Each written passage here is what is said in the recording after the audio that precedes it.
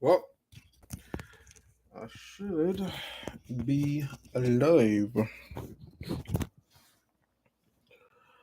All right. My sound should be pretty good. My sound should be good. Um, what's up? It has been a few weeks, couple weeks, I believe it's been. It's gonna be going on to like I think the third chapter that is gonna be coming out that I haven't made a video about. But uh, but I'm back though. I'm back. Um, There's two chapters that I missed, which is 452 and 453. And so I'm gonna just go through and read both of these chapters today and kind of see what happened. I gotta kind of remind myself about what happened the last chapter. I remember he went and took Sharon to go check something out. Let me see. General Alder followed because his orders to shed innocent blood as well. How dare you? Blah blah blah. I held up my hand and took it firmly. See that Lyra tried and Kara get there safely as well, would you? Okay. Sharon nodded again, then released my grip. And what exactly will you be doing, Arthur? Turning toward the door, I again pinged the artifact. Pinged the artifact, engaging the location of the distant ringing response. Is what we will be doing. Okay, yeah. So he's going with Sharon to go check out this artifact or whatever the pinging location is. So that's where we ended off. And we're gonna go and read the next chapter after this. Lilia? Huh. Or is that how you say that? Lily? Yeah, Lilia, I think. Anyway, I'm surprised to see that it's a perspective of her. What the hell is she actually doing? So that's interesting. I'm actually kind of shocked. But but yeah, so 452. And basically, if I were to try to explain a little bit about why I haven't made a video about the last couple of chapters, because I know the 454 it should be coming out tomorrow, but basically it just comes down to me just not being super excited about the chapters lately. I've been reading some other shit, like I was telling you about the Red Rising. I finished Red Rising. That was book 6, I believe it was. I read all 6 of the books, and the 6th book was the most recent book that came out. So I was reading that. That shit's awesome, and that's kind of been my focus lately. But it's kind of cooler though, getting a couple chapters in, than just doing chapter by chapter by chapter, because maybe we'll get a little bit more progression, because it looks like this is Amongst the Fallen, and then the next one is Amongst the Fallen 2. So these two chapters together might be actually a good thing, because it's just kind of continuing off of this one. So I kind of like that. We're starting right here. But anyway, let's get started. Um, Yo, what's up, Lebo? What up, though? But yeah, so 452 is where I'm about to start. Then we got 453, and then tomorrow I should get 454 alive done tomorrow, hopefully, most likely. But so yeah, so Lilia, like I said, I'm surprised that it is her perspective. I think I'm saying that name right. I might be fucking it up. There's been a lot of new names I've been learning. But anyway, so let's just get into it, because I cannot be on all day. My limit's like 2 hours, so that's kind of where I'm at. Anyway, so my legs burned as I crested the long incline of the Switchback Mountain Trail. Hands on my hips, I turned to admire the wagon train stretching down the mountainside behind me. Gerard Redner, I don't know who that is, who had been Redner, who had been walking at my side, put his hands on his knee. See, I hope this is not a shit chapter. I really hope I don't come back to starting the TV8 chapters and this is just like a forgettable chapter, because I have no idea what the hell we're even doing with her perspective in the first place. But anyway, he had been walking at my side, put his hands on his knees, and gasped for air. I don't understand why we're taking this old mountain path, he said breathlessly. Although I knew he was speaking rhetorically, I answered anyway. There isn't anywhere for these people to go in northern Sapin. Val, Valid, yeah, Valden Marlow, Elkshire, they can't support them.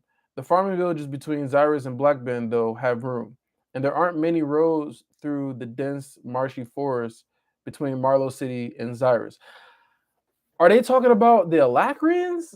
Are they trying to go to a new place for the Alacrians? I think, but I'm not entirely sure though.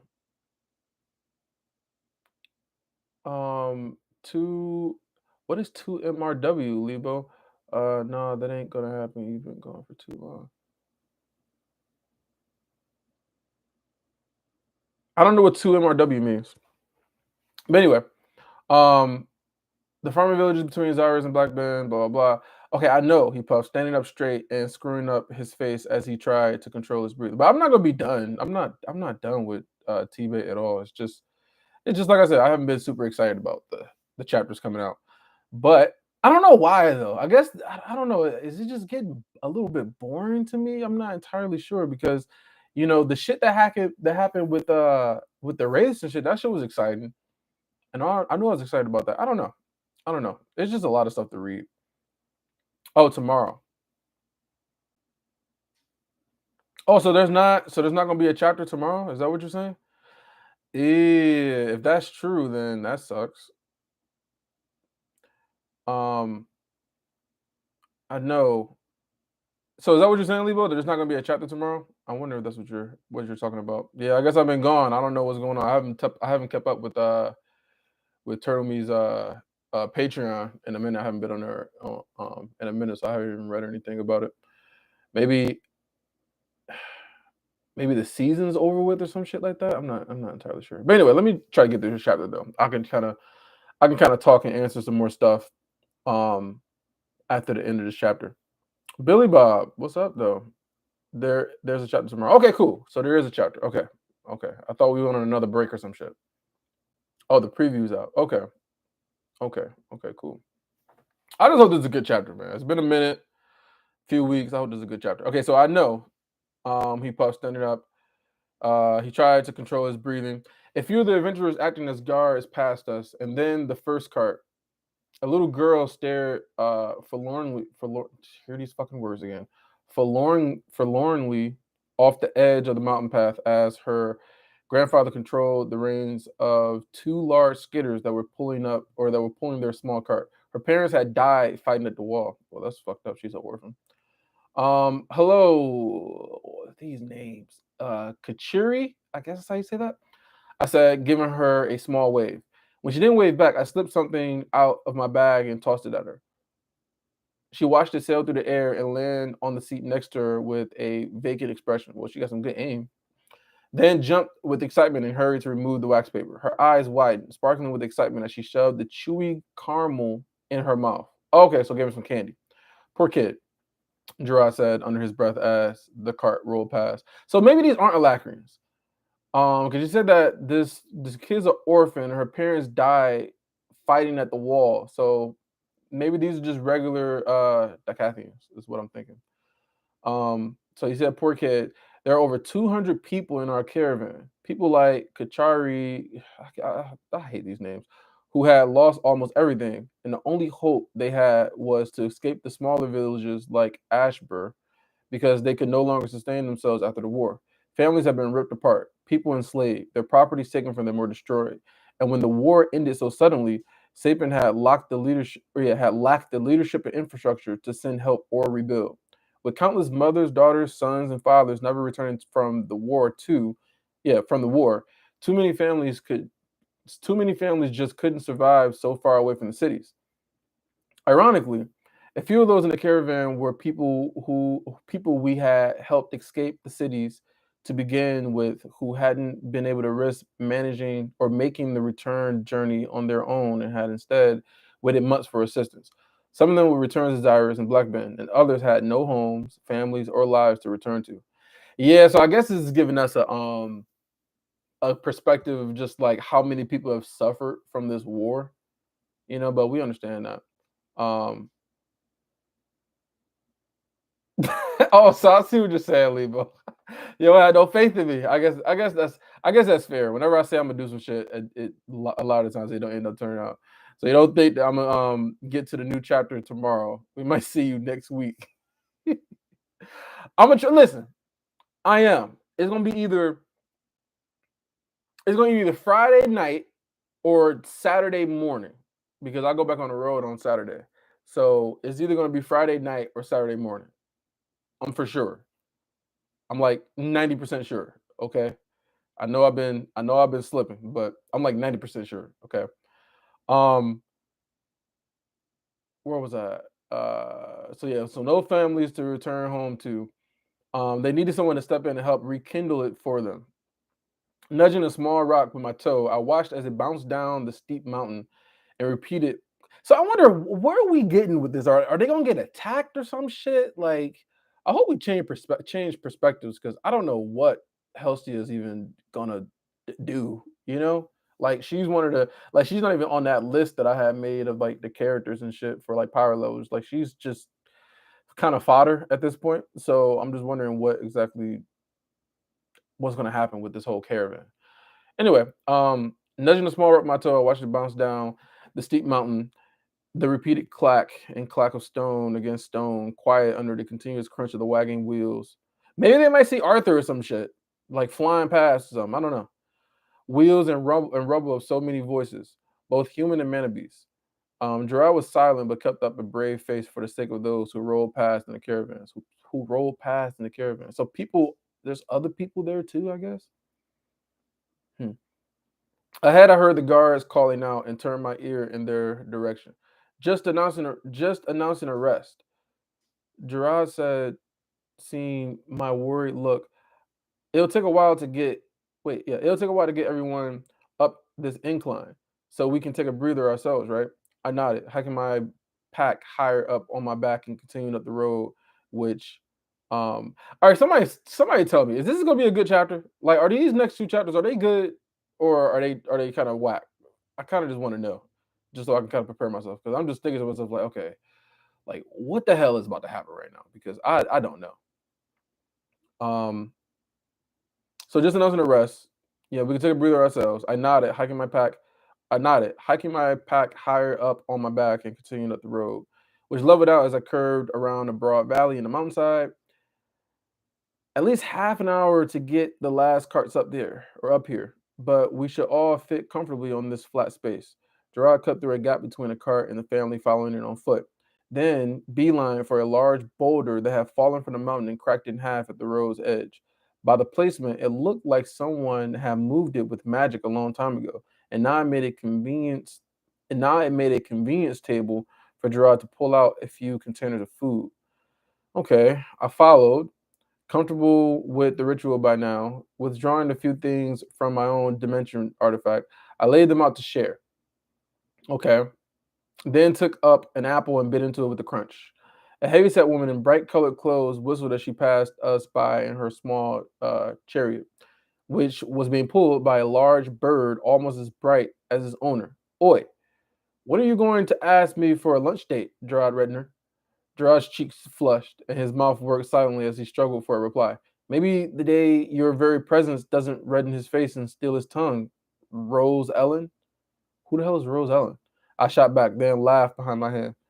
Alas, then, she shouted, turning around in her chariot and straightening her tight blouse. I fear I am doomed to hear only the sound of silence from those wind kissed lips of his. She gave me a wicked grin. Unlike you, Lady Helstia. I waved my hand to shush her, then hid my smile behind my apple, slowly taking a bite. Gerard took his time ripping a strip of dried meat off a slab and nibbling little bites off of it. Looking everywhere but at me. After a minute, he cleared his throat and said, "Do you ever think about before, like Zyra's Academy and what life might have been like if the Alacrians hadn't attacked?" Sure, I answered, absently turning the apple over in my hands.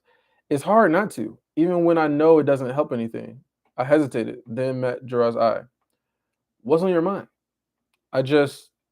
He paused and took a bite, chewing slowly. Everything that's happened since the attack on the academy has been awful, you know?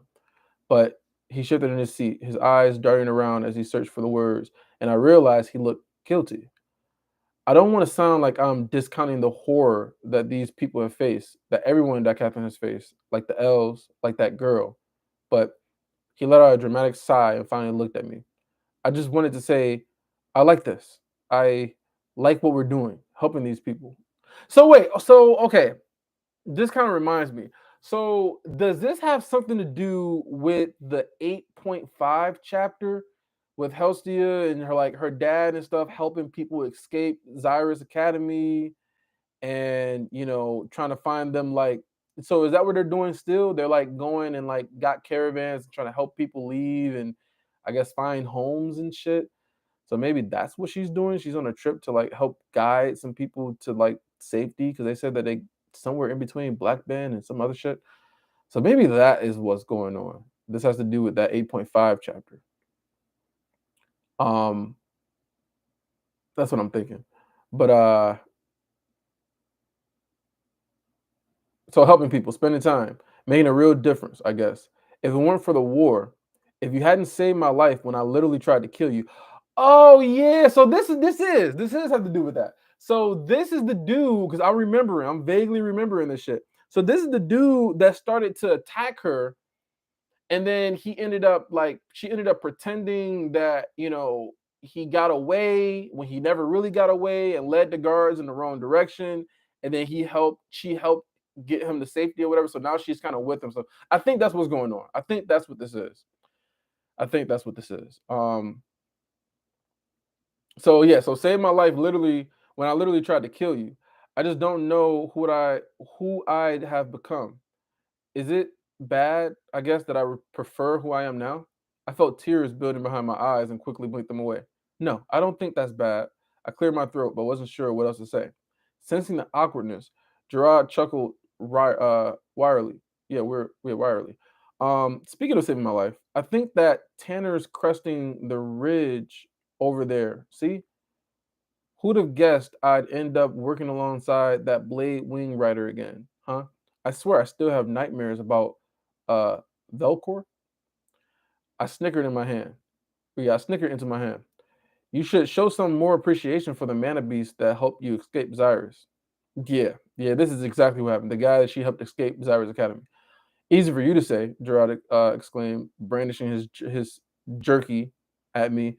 You didn't have to ride the beast. I swear, I'm still not sure Tanner even knew how to control it, really. Well, he seemed to have a good enough handle on it now. A gasp burst out of me, unbidden, and I jumped to my feet as my entire body went cold with horror. The blade wing was twisting wildly, its flight quick and erratic, just moments before a green jet of light lanced across the sky and struck it from behind. Velcor and Tanner spun out of control, and the blade wing's distant silhouette vanished from sight as it plummeted out of the sky. Okay, okay. So whatever things that they're whatever things that they're riding plummeted out of the sky. They lost control because some green thing, I guess, was like, what did I say? Some green thing, some green jet of light lanced across the sky and hit it. Four dark figures. At first, only specks grew quickly larger as they approached, their killing intent expanding before them like a wave of black crushing mana. Are these the fucking wraiths that captured and got the one sovereign? I forget his fucking name. That gave Saris the disc. Is that them? Because it's four of them. Because we know that the squads normally have five, so it might be them. Um, Guards! I screamed, breaking into a sprint toward the front of the cavern or the caravan. I mean, like they're dead at this point. Like if these are the wraiths, right? If these are really are the wraiths, then if they actually come and they want to fight and do some shit, they're dead. They don't have anybody that can fight one wraith, let alone four. So they're definitely gonna be dead if this is them. Um, so yeah, so guards, I screamed, breaking into a sprint toward the front of the caravan. Gerard didn't hesitate, but followed right behind me, wind wrapping around his arms and legs. The adventurers had already begun to form ranks. So they're with the adventurers, right? So that's part of the adventurers guild type of shit. Um, had already begun to form ranks, some conjuring shields around the refugees, others chanting and preparing offensive spells to launch a counterattack at whatever approach. I don't know about this shit, man. Somebody's got to come in and save the day because this kind of seems crazy.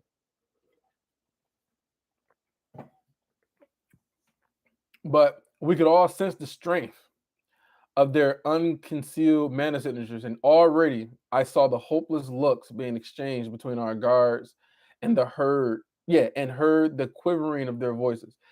Yeah, this is pretty fucked. Shouts went down the wagon train, bringing the cart to a halt. To a halt one after another. Most of the people we were escorting weren't mages, and they couldn't sense what was approaching, nor had they seen Tanner shot from the air.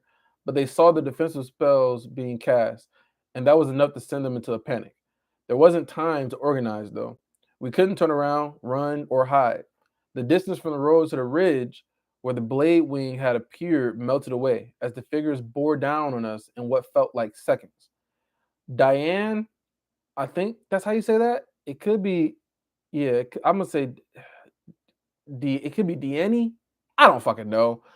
Whitehall, one of the adventurers who was leading the protection of our caravan, chopped downward with her arm and shouted, "Attack!"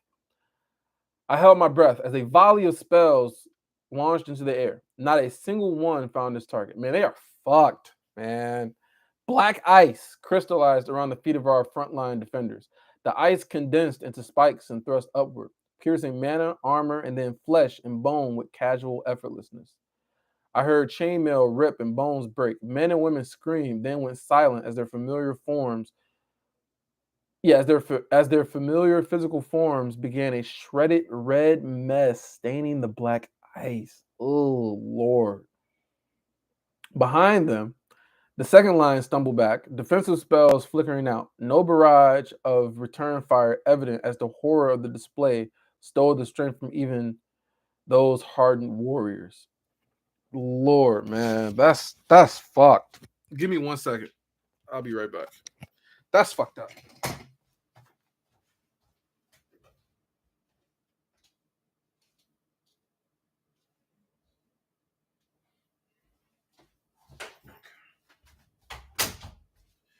All right.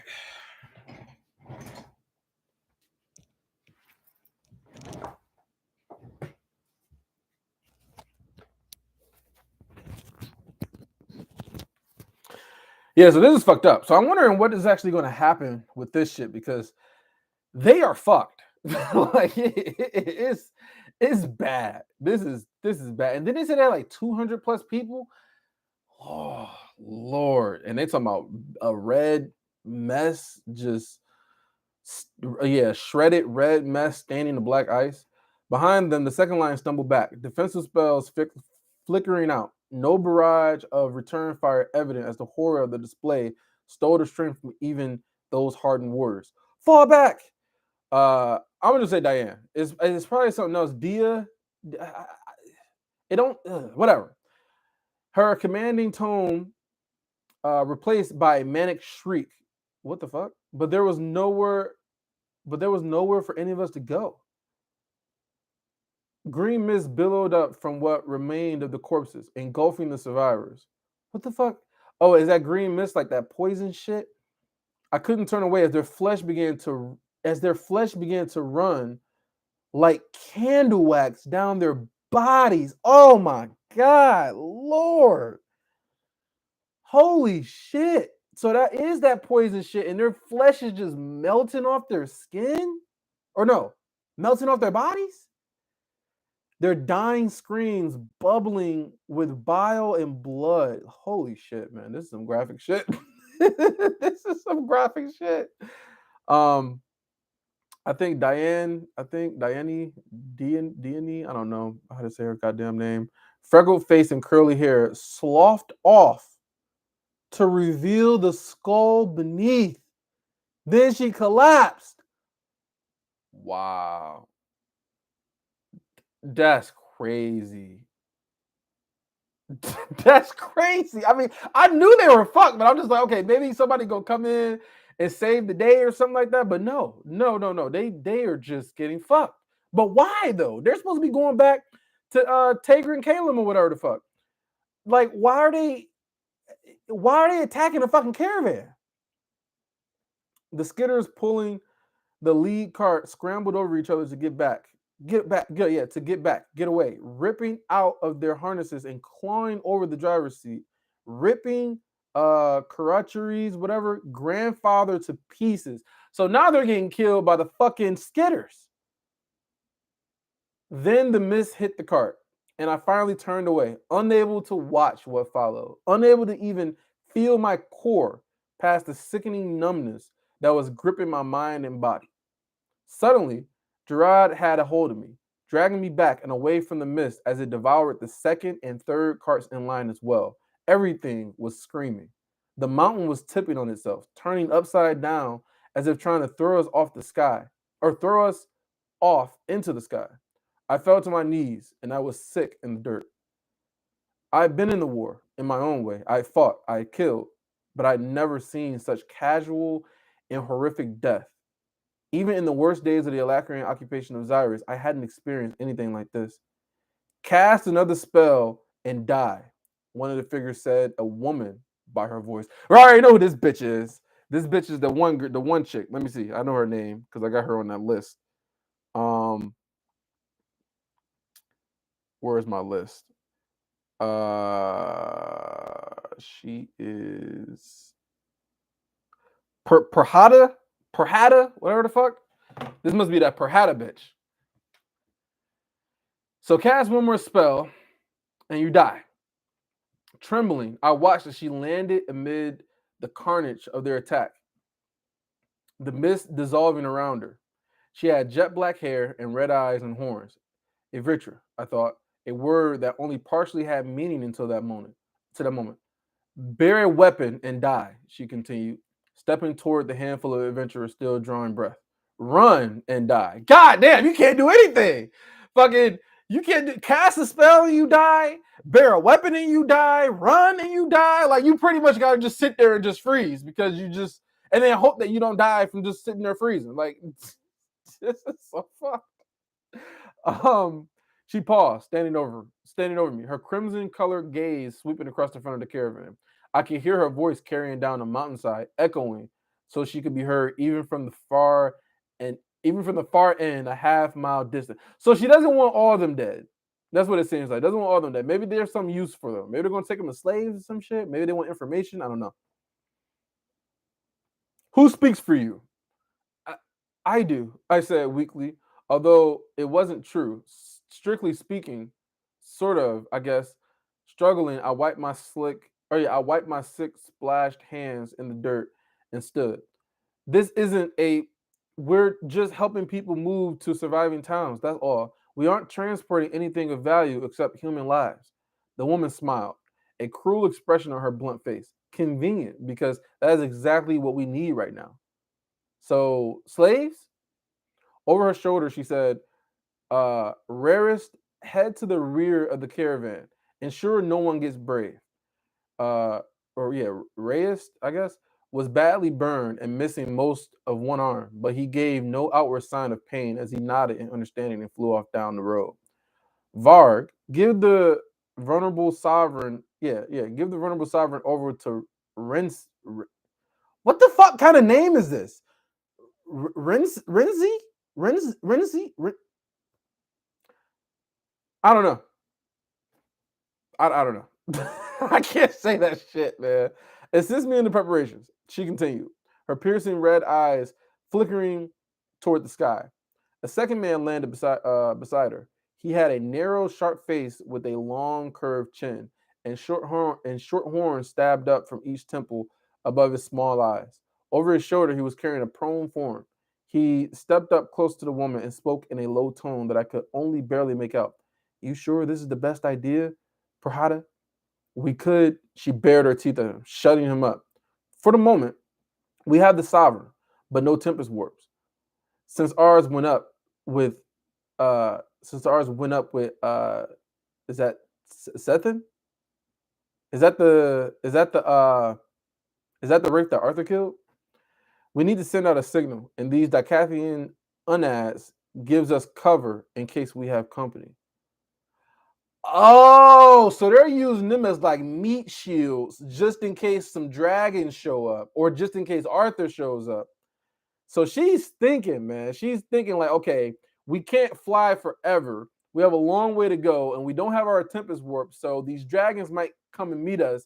And if we got these meat shields, then they will, help us survive. But the dragons don't give a fuck about human being lives. So they might just kill everybody just to try to kill the wraiths. You know what I'm saying? So this could still be fucked up. Um, yeah, I haven't caught a lot, but they don't have the Tempest work to go back to save and kill him. Yeah, I mean, they can still get there. It's probably just gonna take a long time because they gotta fly. And they can't fly forever. So she's been smart. Okay. Her focus turned to me, sharpening.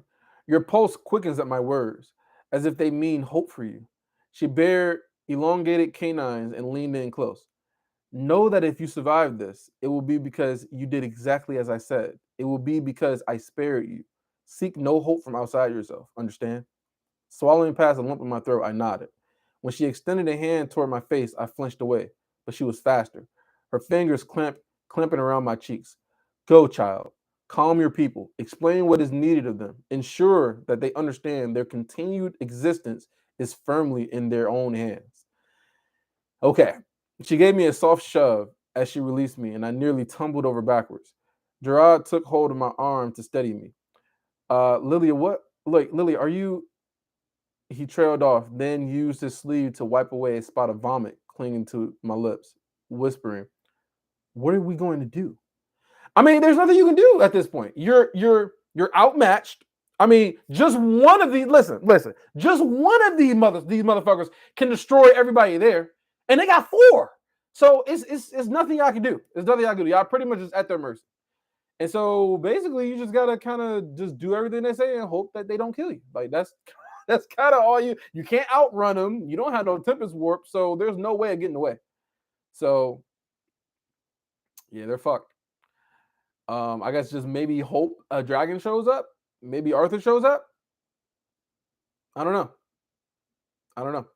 Maybe the pinging. Maybe Arthur shows up because it's gonna the pinging shit that Arthur is following is to get to that sovereign. I forget his fucking name, but I'm guessing Arthur shows up. That's my best guess. That Arthur and Sharon shows up, and we see what happens. That's my best guess. But anyway, what she says, I confirmed. Come one. Let's keep these poor people from stampeding off the mountainside. Despite my confident words to Gerard, as we began making our way down the length of our caravan, speaking to family after family, I couldn't help but feel fraudulent in my attempts to spread calm. After all, hadn't I just stood frozen as a mere child, was casually executed by their cruelty, and now here I was jumping to do the woman Parhada's bidding? Yes, it's called survival. It's called I don't want to die, so I'm not going to do anything to rock the boat. That's what it's called. Live to fight another day, hopefully, maybe. It was perhaps a benefit that the four powerful mages were flying around and casting spells, their punishing auras like the weight of an oncoming thunderstorm, because most of the people in our care were too frightened to do anything except exactly what they were told, just like me. Okay, so some time went by. Just stay with your family and keep calm, I told a middle aged man whose six children were whimpering from inside their wagon. The four, what is that?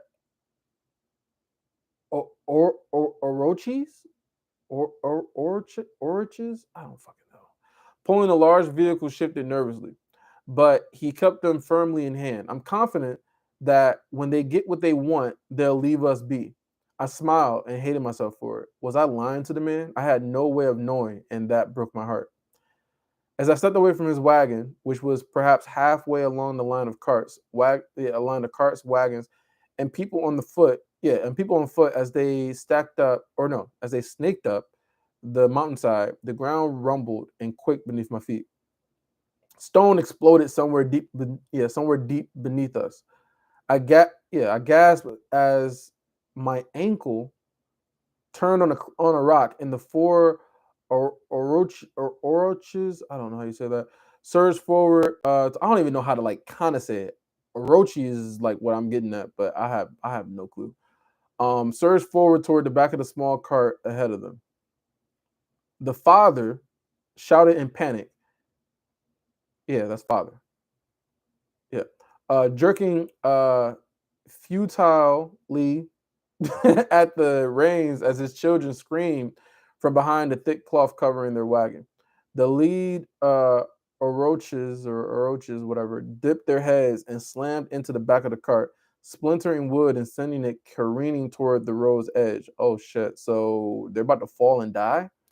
The lone woman on the cart screeched in surprise and terror, and her skidders hissed and tried to surge up the mountainside, dragging the broken cart behind them. The hissing lizards spooked the oroches even more, and the beasts swerved right to get around the smaller cart, taking them and the family they were pulling toward the edge of the road in the sharp incline down the face of the mountain. Reaching outward, I took hold of the limited water attribute mana in the atmosphere and condensed it into a wall just before the roaches plunged over the side. The beasts smashed into the wall and were forced straight, keeping them on the road as they raced along this very edge. The wagon rebounding off the wall of water behind them. Thrusting both hands forward, I sent the wall as a wave across the ground beneath the wagon, pushing it into the dirt and gravel, softening it into a thick muck to catch the wheels. The wagon slid side to side as the roaches or whatever tried to force their way around the next cart in line. I conjured another wall at their side, preventing them from veering too far right and plunging down the fatal incline. But it was clear what was going to happen if the runaway beast turned our caravan into a full-blown stampede. Gathering as much force as I could, I think you got to kill them at this point because they're just too out of control.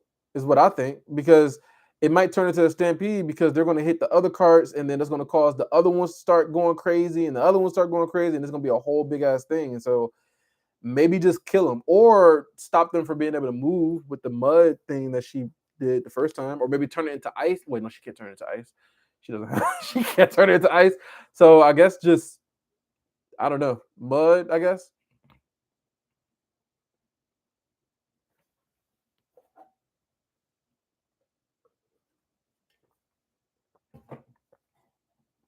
Okay. Um so it was clear what was going to happen if the runaway beast turned our caravan into a full-blown stampede. Gathering as much force as I could behind the wall of water, I condensed it into a scythe. Uh-oh. Dropping the liquid blade across the hardness connecting the beast to the wagon.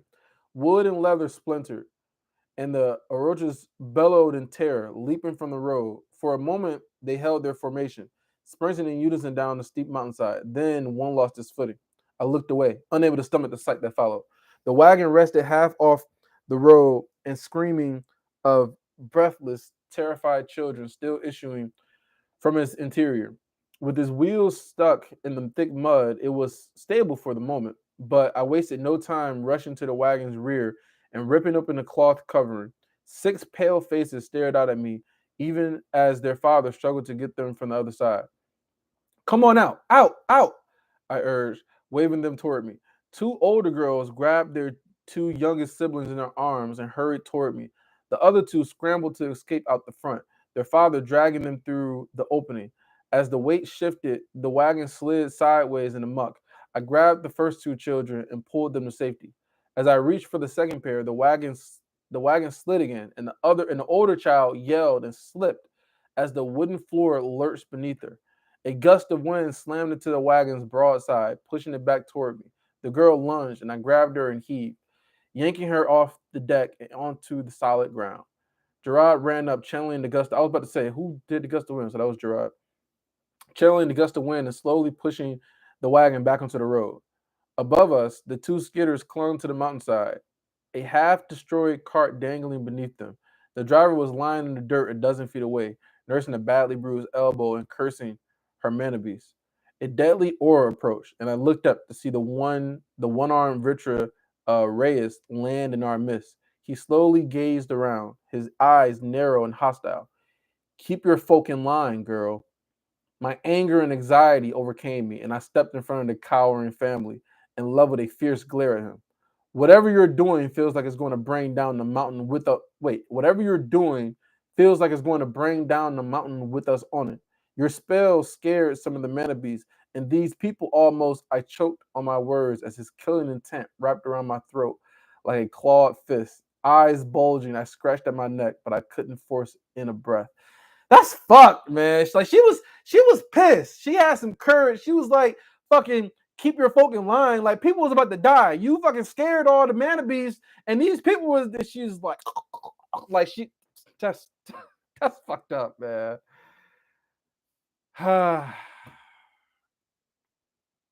These power gaps, man. Like these power gaps are crazy. These, oh Lord. So she choked, couldn't force in a breath. The Alacrian stepped closer. Do not think that our need for you is so great that it makes us willing to be disrespected, girl. Perhaps the rest of this pathetic lot will be more uh is that pliant? Pliant? If I spread your guts from one end of the cavern to the other. Holy shit. Please, that's enough, Gerard yelled, running to my side. We understand, all right? Red's eye dried with disdain, then flew up into the air and away, his aura receding with him. I sank to my knees, tears streaming down my cheeks. I dragged in a rasping breath. Stupid, I gasped, shaking my head and angrily wiping my tears away. So I've been told, Gerard said, kneeling beside me. I wheezed uncomfortably, half laughing, half crying. Not you. I shouldn't have. Never mind that, he asserted, offering me his hand. When I took it, he helped me stand. Come. There are a lot of people here looking to us for some kind of leadership. Knowing he was right, I stood straight and did my best to collect myself. We helped the woman release her skitters. Several other families came forward to find places for the large family to take shelter and redistribute the goods contained in their now useless wagon. Assuming we ever leave this mountainside, I caught myself thinking, but then perhaps it means they still have some hope. Otherwise, why bother? Feeling a little better, Gerard and I continued along the wagon train, doing our best to explain what was happening and offer consolation and guidance where it was needed. It took nearly 2 hours to reach the end of the caravan, where the one armed mage was watching over the road to ensure no one tried turning around and fleeing. Meanwhile, the mountain continued to tremble like a volcano about to erupt, and our captors offered us no further explanation. So, what the fuck are they doing? They're doing something that's causing the whole mountainside to fucking tremble. A bitter wind. What the hell could they be doing though? A bitter wind had started to blow down the mountainside, turning the air cold, and most of the people had retreated to covered wagons to huddle around warming artifacts or built fires and set up tents against the base of the cliff that bordered the road. With my cloak pulled tight around my shoulders, I turned away from the last cart in our caravan and began making my way back up the mountain with Gerard. Do you feel that? He asked, stopping and looking westward, using his hand to shield his eyes from the sun. Do you feel that? He looked westward, using his hand to shield his eyes from the sun. Impossible, I breathed. The word little more than a groan. Mana signatures, just as powerful as those Alacrian mages who had taken us prisoner, were approaching rapidly within moments. I could make out a cluster of 5 shapes speeding through the air towards us. Okay, so now things are starting to escalate. All right, so we got 5 figures coming. So maybe it's Arthur and Sharon, and it might be 3 other dragons. I guess it could be. Or it could be 5 random dragons. Okay. Perhetta and Varge rose to meet them. The 5 new arrivals were all horned and red-eyed. Oh, fuck. These are more wraiths. Wait, why are they all meeting up, though? Like, what the hell is going on? The 5 new arrivals were all horned and red-eyed, just like Perhata and her companions. Each one felt at least as strong as a white core mage. Nah, they're way stronger than a white core mage. That just goes to show that her estimation of like power levels, she's completely off. Like these wraiths will fuck up a white core mage. Like it's not even close. White core mages are on the level of like a retainer. These motherfuckers are above the size and shit. So yeah, she's completely wrong about that. 9 such powers, I thought in dismay. How is such a thing even possible? And that's what I'll be saying, man. If if uh uh if Agrona wanted to easily win, man, he just needed to send one scythe, send one group of raids, and that whole fucking war would have been a wrap because they would have destroyed everybody. They would destroy Arthur, they would destroy Sylvie, they would destroy all the white core mages. Like, wouldn't nobody be able to fuck with them? Like at all. Like Dicathon's power level is just so low, it's laughable. Well, at least it was so low. It's a little bit stronger just because of Arthur and you know, Regis and shit. But man, it's crazy. So how is such a thing even possible? Maybe they'll let us go now, Gerard said, hopefully. If they get what they want, there's no reason for them to harm us, right? I couldn't bring myself to agree with him, my mind lingering on the quakes that have been shaking the mountain for the last couple of hours. Maybe I can make out what they're saying, Gerard murmured, casting a spell. A light breeze seemed to turn. If he casts a spell, maybe they might kill him. I don't know. A light breeze seemed to turn against the cold wind coming down from the east, blowing only around Gerard. They wraiths. I think that's what they're called. What are wraiths? That man they captured, he's a sovereign, whatever that means. They're waiting for one of their teleportation devices. But these new arrivals, they're responding to some kind of signal per how to sent. They don't have one. They're arguing now. And oh, oh no, shit. There was a wet whisper. There was a wet whisper, and the bright blood bloomed. Wait. There was a wet whisper, and bright blood bloomed like an opening flower across Gerard's chest. Yeah, I said they might kill him, man. I literally said that. I'm just like, he using the spell.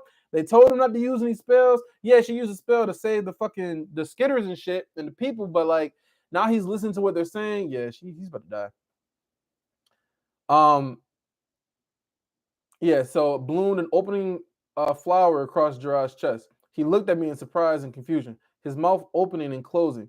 Then he sank to the ground.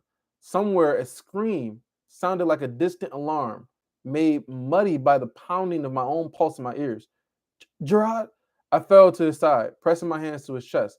There was a small tear in his shirt, and beneath it, a clean hole in his flesh. Blood was pooling underneath him. His hand reached for my cheek, smearing blood across my face, then slowly fell back to his side. A pained moan escaped his lips, and then he was still, the light fading from his eyes. God damn, he's dead like that. That's crazy. That is crazy. All I could do was stare in horror at my friend's body. With painstaking slowness, my head turned to where the wraiths flew above us. They weren't even looking. People were moving around me, coming to see only to halt and step back as they realized Gerard was already dead. But I couldn't take my eyes off the race as they flew away, landing near the head of our wagon train. Only then did my tear-filled eyes turn back to Gerard. He stared blindly up at me, shaking. I pushed his lids closed. I suddenly realized that although I was surrounded by people, I was completely alone. I had known some of the adventurers who were guarding us, but they weren't my friends, and most of them had died in the initial attack. The people we were helping relocate were nearly all strangers to me. At best, people I had fought and helped escape from Xyrus. Father and mother were a long way away.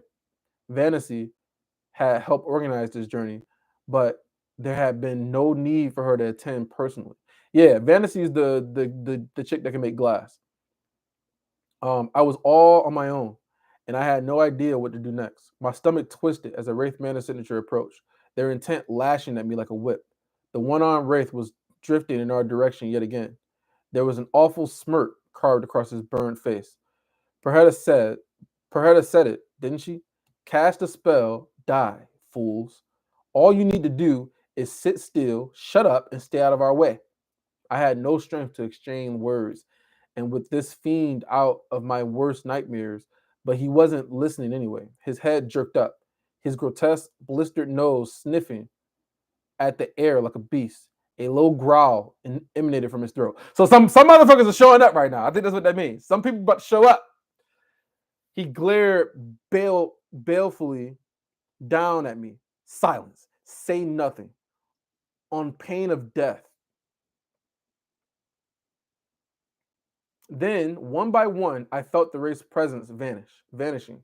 Even as I stared at Reyes, I lost all perception of his stifling mana signature. In the space. Oh, what they're disappearing. They're about to like vanish or some shit like that because motherfuckers about to show up and then they're gonna try to pretend like, oh, nothing's happening or whatever the fuck. And so that's why he says say nothing, because when they show up, he doesn't want them to say that the Wraiths are here. Man, they better say something. There's no way they can just keep quiet, because if they ambush them, then that decreases the chances of them being able to survive. So that's what I'm thinking. Okay. So they all disappeared. Blindly, my hand groped until it closed around Gerard's already cooling arm. What the hell is going on? A distant but swiftly approaching emanation answered my question, even as I thought it. Spinning where I knelt by Gerard's body, I stared without comprehension into the sky. There were 3 massive winged shapes had appeared over the mountains and were flying directly towards us. Dragons. 3 dragons. Breathlessly, I hungrily absorbed the sight of them. 2 beautiful crystalline white beings with ice blue webbing in their wings and gleaming spikes along their backs, led by a third, black as midnight and seething with a killing intent unlike anything I felt before. I considered Reyes from the corner of my eye. I considered Reyes from the corner of my eye as the dragon slowed, wheeling around to the west and investigating our caravan. Oh, so they haven't vanished. They're just concealing their mana signatures. I considered Reyes from the corner of my eye as the dragon slowed, wheeling around to the west and investigating our caravan. He wasn't watching me, but had hunkered down beside a cart, his bloodshot eyes locked on the dragons. No, I thought, suddenly desperate, my fingers going white around Gerard's dead flesh. They'll think we're just us. They won't know the Wraiths are here. They'll leave. Exactly. These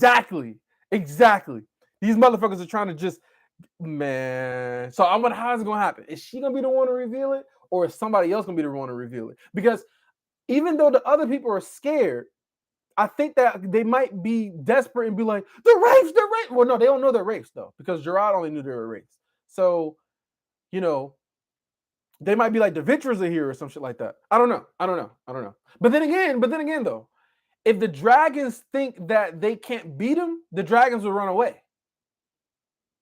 So they might reveal it just to get killed by the Wraiths, because the dragons might run because they don't think they can beat them because they value their lives too much. So I don't know. No, I thought, suddenly desperate, my fingers going wet around Gerard's dead flesh. They'll think we're just us. They won't know the Wraiths are here. They'll leave. I swallowed heavily, steeling myself for what I needed to do. The Wraith would kill me. I saw that as clearly as I did the dragons in the sky, but I'd been dead since the moment the Wraith shot down Tanner and his blade wing.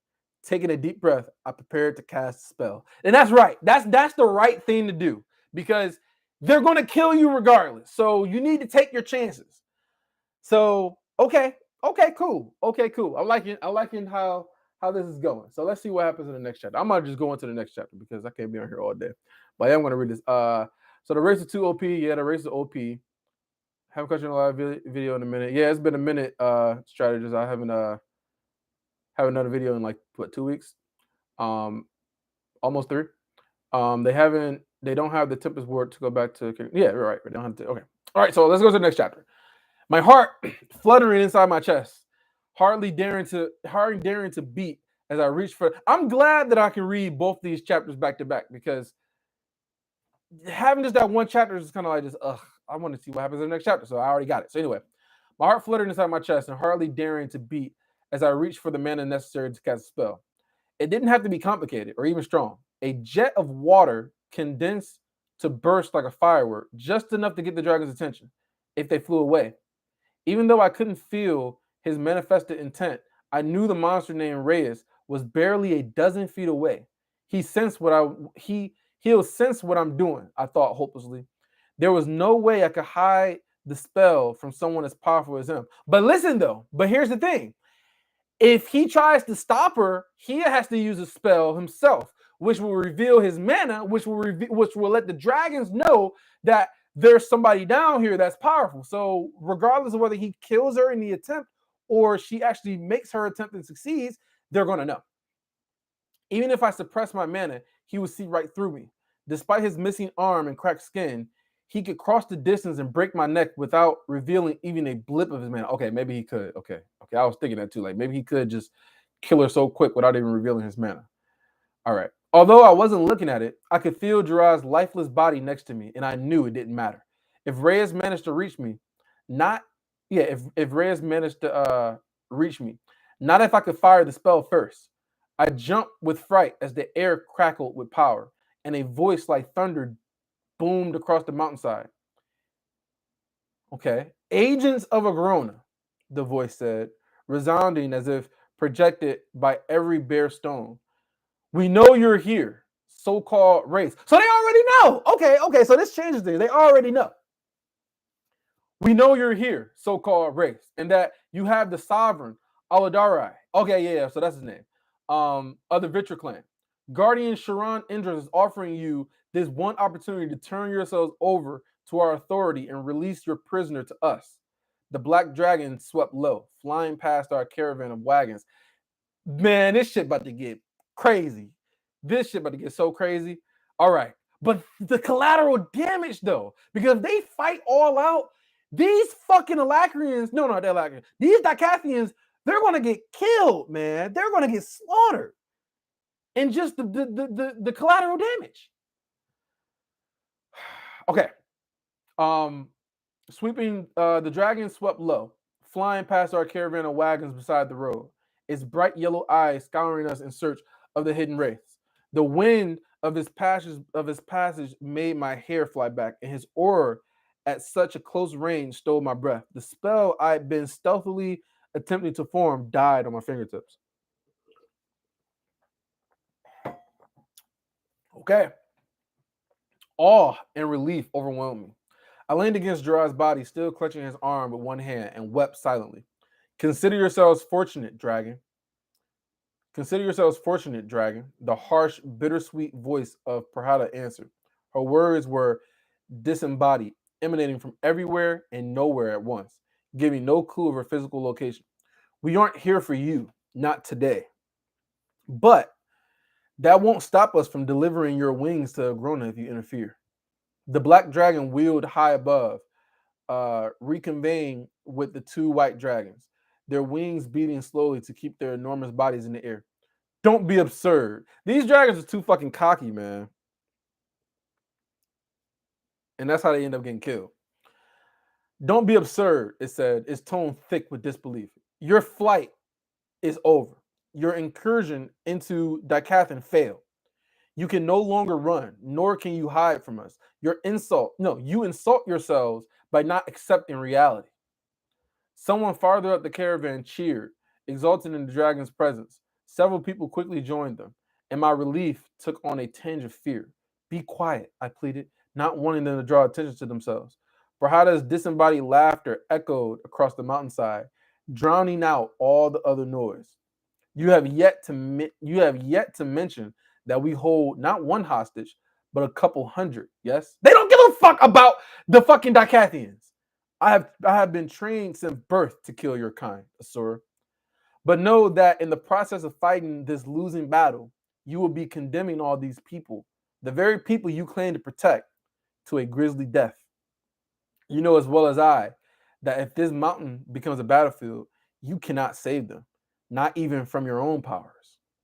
I swallowed hard, my swollen eyes extensively tracking across the nearby wagons and carts and the faces of those who rode in them.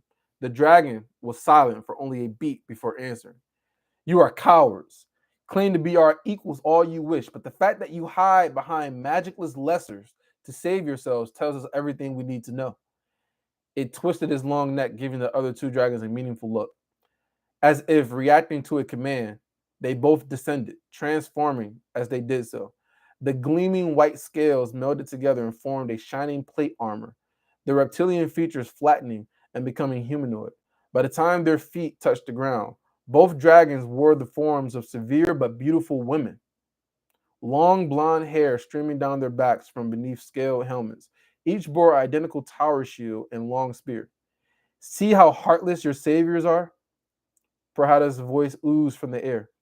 We were prepared to let you live, only desiring the return of one of our own. Only desiring the return of one of our own. What does that mean? We were prepared to let you live, only desiring the return of one of our own. The return of one of our own. Is he talking? Is she talking about the wraith that died from Arthur? Well, he ended up killing himself, but like, is that what they mean? But these Asuras think of you only as a flock of Wogars to be tended and maintained. If a few here, wait, if a few here and there need to be slaughtered for the good of the herd, though, they won't hesitate. You all should have bowed to High Sovereign of Gronin when you had the chance. The two Asuran women landed on a flat outcropping above the caravan. They remained there only a moment, searching the wagons below. Before one of them, before one of them leapt off, a carving a graceful arc through the air and landing light as a feather near the end of the train, only a few wagons down from where I knelt, and the wraith Reyes hid. Although unlikely, if any of you manage to survive this, tell your kin, Perhetta continued, her words an intrusion I couldn't block out or escape. Share with everyone you encounter the cruelty of the Indrath clan and the kindness of the Vitra. Lying, manipulative witch, I thought bitterly. But at the same time, I knew she was right about the dragons. Willingness to sacrifice us. Squeezing my eyes shut tight, I pressed outward against my despair until my ears rang and my face burned red. These refugees, most women and children, needed me to have hope, to care if they live or die, because I might be the only one here who does. My mind went explicably to Kerchery or whatever, the little girl who vanished in an instant. Yeah, who vanished in an instant of spellfire, collateral damage as the wraith exterminated our mages and guards. I couldn't save her, and I knew I wouldn't be able to save everyone now, cowering in fear on this mountainside either. My gaze dragged down to Gerard. His fingers slid off his strangely still flesh, then curled into white knuckled fists. Just help one person. That's all it takes. The Asuran woman was approaching, walking along the inside of the carts as she searched them one by one. The men, women, and children occupying them seemed frozen and slightly unreal, like the blurry figures in the background of a painting. Their eyes followed along the Asura's progress, but they otherwise remained unnervingly still. Reyes was ever so slowly shifting around the cart as the Asura approached. Even though I knew he was there and could see him with my own eyes, my intention wanted to slip off him, to look anywhere else. My breath caught. My breath caught as the Wraith and the Asura maneuvered to opposite sides of the same cart. Reyes' steps falling in time with the dragons to hide even the whisper quiet sounds of his slow shifting. Everything seemed to be happening so slowly. Where are the other wraiths? The second dragon? What are they waiting for? Suddenly, the long spear was carving downward, leaving a blurred silver crescent in his wake. The weapon shattered the heavy cart, sending shards of broken wood and personal belongings flying in every direction. At the front of the cart, a man and woman were propelled off as if they'd been fired from a catapult, so sudden and violent that they didn't even have a chance to scream. So they just killed him, just like that quick. On the other side of the cart, Reyes threw himself to the side, so fast I could hardly see his movements, and still, that wasn't fast enough. The long spear sliced down the side of his leg, a spray of blood even as he breathed out a cloud of noxious green poison. Conjuring an orb of water, I caught the pair of farmers who had been tossed from the wagon. Okay, so she saved them. All right, cool. But there was nothing I could do as their two Uroshin, whatever, were inundated by the cloud. So they got killed, which dissolved both the long, shaggy fur and flesh beneath, so that their pockmarked bones splashed into the muck underneath them. Or no, beneath them. Silver light radiated out of the dragon's shield, wrapping her in a moving barrier that repulsed the fog, but the cloud was spreading quickly. Run! I screamed. Even as I scrambled back from the expanding mist, in a moment of hesitation, I reached for Gerard's arm, wildly thinking I could save his body for a proper burial. No, you don't. You can't do that shit. That's just dumb. That moment of hesitation nearly cost me my life, of course. As I slowed and my hand reached out, the fog caught up with me, oozing around my fingers. I was already moving again, hurling myself away before I registered the pain. The skin of my right hand cracked and blistered in an instant, entire patches slouching away like shed snake skin as it melted. Biting back a scream, I cradled the wounded limb to my stomach and sprinted away, lacking even the chance to honor Gerard's sacrifice by watching as the flesh decaying fumes uh, subsumed him. The two farmers and I bolted past the next wagon in line, just as the large feline mana beast pulling it lunged away from the noise and flaring mana, screeching as they jumped off the road and tried to sprint down the mountain in panic. And perhaps they could have, if not for the wagon connected to their harnesses. They crashed down on top of them, mana beast and riders alike vanishing into the wreckage. Okay, so let's see how the hell is this going to turn out, because people are going to die, man. They are going to die.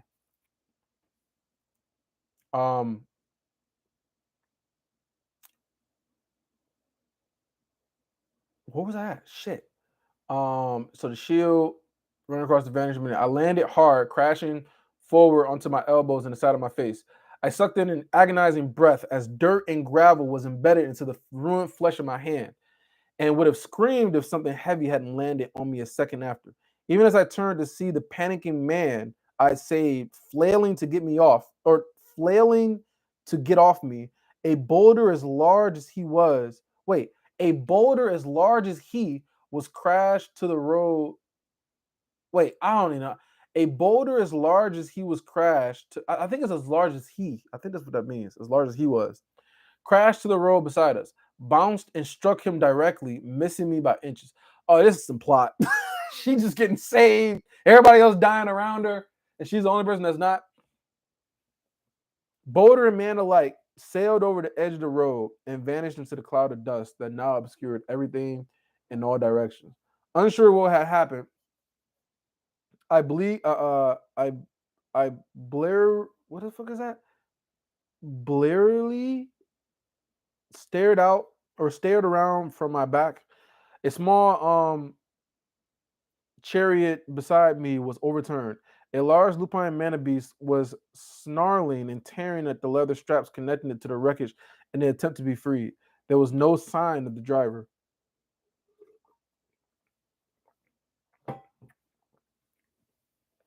A woman a woman shouts a woman's shouts pulled my attention away. It was the dead man's wife. She was crawling toward the road's edge, repeating a name I couldn't make out through the ringing in my skull. Stop! Don't go so close to the. A sudden burst of wind blasted away the dust for 100 feet in every direction, revealing Reyes pinned to the ground with a dragon long spear embedded in his chest. Oh, is this motherfucker dead?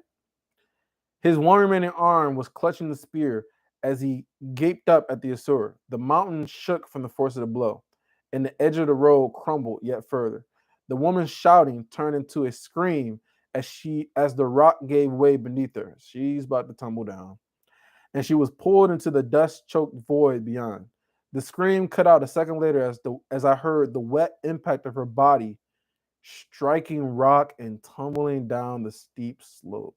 God damn. That's crazy. The ground trembled again, and I realized the entire mountain was quaking. Rocks were raining down from above and bouncing over the path. The entire sections of the road were caving in and spilling down the mountainside. Get up, I told myself, reaching for the strength to do so. You have to keep going. Shaking violently, I used my injured hand to push myself to my feet, then froze when I realized the Asura was striding toward me. All around her, the wreckage of her brief battle against the Wraith painted a dire portrait. The hairs rose up in my arms and the neck as her bright yellow eyes moved straight through me. You're supposed to protect us, I said, my voice wheezing gaps. no thought of what I was saying. Help us! She barely took notice. Her searching gaze skated over me as she strolled past, leaving the few survivors of the surrounding carts to fend for themselves. There weren't many, only those only whose mana beasts had stayed within their control or who had abandoned their vehicles. I could still hear the sounds of the battle from farther up, but the Asura moved with unrushed purpose, her gaze sure and confident. Another survivor grabbed me, and suddenly I was being dragged along, even as the road shook and threatened to give way beneath our feet. Over my shoulder, over my shoulder, though I was watching the dragon, gritting my teeth, I pulled free of the hands holding me up. I recognized faces, but names escaped my frazzled thoughts, questions, pleading, but too much fear to force me to stand and wait.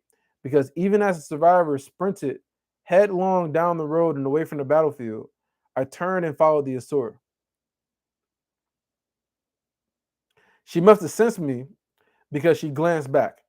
Go. I won't be responsible for you, and there is nothing one of your kind can do here. I wiped blood from my eyes as I kept stumbling after her. I'm responsible for these people. I need to help whoever I can, not to fight, just, she shrugged. You're free to choose your own death. Her steady strides carried her ahead of me, even as I jogged to try and reach a crushed wagon that passed by without a second glance. Each jarring step was pure torture on my hand, conjuring a sort of gauntlet of cold water to ease the flesh. I firmly put the pain out of my mind, or I tried at the very least. Beside the wagon, which had been cracked open like an egg when the road collapsed, an older woman lay with a man pulled into her lap. Tears spilled, oh, he must be dead. Tears spilled down the cracks in her aged face, and for a moment I feared the old man was dead. As I approached, his hands patted hers, and I realized he was speaking, but the words were too soft for me to hear. Behind the elder's broken cart, another man, brawny and deep tanned skin, was attempting to get his family over the edge of the road and down the steep incline. Hey, I said loudly, waving my uninjured hand to get his attention. There are more people over here. They need. The brawny man looked right at me, shook his head, and began climbing down after his family. Yeah, he's not responsible for these other people. I mean, he ain't no Lance. Like, he's not responsible. So he's going to try to save his family and get them to safety. I mean, that's what I would do. Shit. So that shouldn't be a surprise. Taking a steady breath and trying not to blame the man, I instead kneeled down beside the elders. Never mind then. Let me help you up. We need to move. He can't walk, the old man said painfully. Got a bad back. I think something broke when the road jumped. I flinched as manna burst somewhere ahead of us, shaking the ground again. I was afraid the mountain would come down on us. Perhaps your mana beast. I cut myself off, realizing the moon ox connected to the wagon was lying broken in his harness, having been struck by a large stone. Someone else's then. There are so many. The woman was looking at me with such heartbreaking combination of appreciation, understanding, and acceptance that I couldn't continue. We're not getting out of this, child, she said, her tears now dry. But you can. And don't go trying anything silly. I'd rather not leave this life knowing there is blood on my hands, understand? I shook my head vehemently. I'm a mage. I trailed off, biting my bottom lip hard enough to draw blood. I didn't want to admit it, even to myself, but I knew there was nothing I could do for them. Yeah, unfortunate situation. The old woman tried to give me a fierce and determined sort of look, but she couldn't manage it. Instead, she looked away, leaned down, and kissed her husband on the forehead. You are free to choose your own death. The dragon's words echoed in my mind, unaccompanied by the taste of blood. Running footsteps were approaching, and so I stood, giving them a small bow as I prepared to address more survivors. The mountainside behind me shattered in a burst of mana. A shard of stone cut the air so close that I felt my hair move with its passage. I jerked and fell again, slamming my wounded hand hard on the ground. One of the adventurers, a quiet boy younger than me, had just appeared out of the thick wall of dust, pelting as fast as he could down the treacherous path, a few others behind him. The force of the explosion lifted their bodies up the ground. A spray of stone shrapnel ripping them to tatters. God damn. They can't even protect themselves using like a mana barrier. You know, like the mana clad in their skin. They can't even protect themselves from fucking rocks. using their mana? I stared at the bodies, my breath coming faster and faster. What am I supposed to do? One small figure moved, shuffling and moaning in pain. I sprinted forward and scooped up a small boy into my arms. His face was covered with dust and blood, and he pulled back from my touch as I put pressure on his shoulder, which I thought might be dislocated. His eyes moved to me, his thin brows pinching together, but his expression was vacant. I could recognize the signs of shock well enough, but my own mind was disoriented, was a dis, dis a disordered blur. Standing, I turned in a slow circle, searching for a way to help this poor child. Ahead of us, a wide, flat cart had overturned, blocking my view of the road. When it exploded, I jumped so hard I nearly let the child slip out of my hands. So wholly was I startled that I barely registered the figure smashing through the cart, passing by a few feet in front of me and slamming into the ground. The impact shook the mountain, and the road beneath my feet slid away. Gasping, I half ran, half jumped across the sliding rock and dirt, scrambling for a solid ground. For a moment, every other sound was lost beneath tons of rock crashing down the mountainside. Unsure what else to do, I threw myself behind the elderly couple's cart, which had miraculously remained on the road. My stomach turned as the figure rose from the sinkhole, a wicked blade of black ice held in each hand. Varg, I remembered, the wraith who had argued with Perheta. Gravel crunched beneath me, and I spun. The Asur. She advanced with their shield out in front of her. So they're okay. I'm kind of shocked. I'm kind of shocked that these dragons are like. So they killed Reyes. Reyes is done, and there's only 3 of them, and it's like 9 of the wraiths. So I'm just kind of like, they must be hiding and like fighting one-on-one, I guess, because if they were fighting together, they would be able to beat them. But it's like they're only fighting one-on-one right now. So I'm a little bit surprised.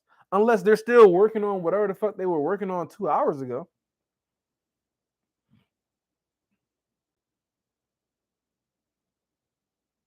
So she advanced with her shield out in front of her. The long spear extended out over top. You went to all the trouble of hiding amongst this lot just for a scratch? The dragon asked, and I noticed the faintest cut beneath her eye, barely more than a red line drawn across her pale skin.